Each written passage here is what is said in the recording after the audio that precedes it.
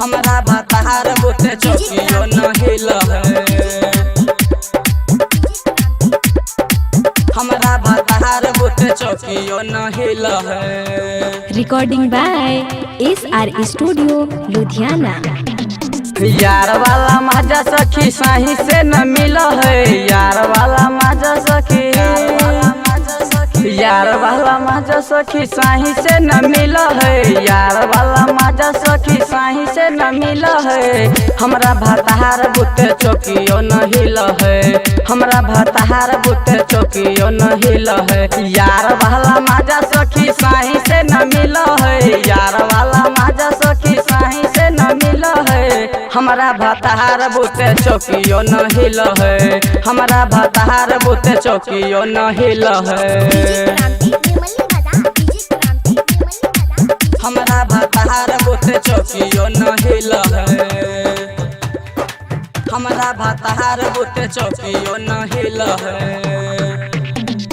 चरहल जवानी हमर करे मन बारा गे। केतनो हिलाबै छियै होइने ओकर खारा गे। होइने ओकर खारा गे। होइने ओकर खारा गे। चरहल जवानी हमर करे मन बारा गे। केतनो हिलाबै छियै होइने ओकर खारा गे। ऐसन मरद पर रहनाइ मुश्किले है। ऐसन मरद पर रहनाइ मुश्किले है।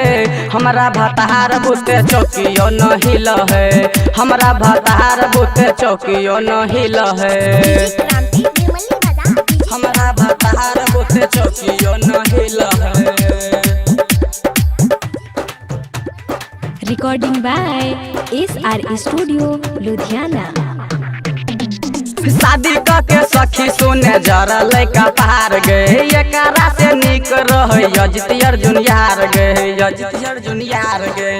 अजित अर्जुन यार गए। शादी के सखी सुने जरा लैका पार गए। एकरा से निक रहे जे के आजाद यार गए।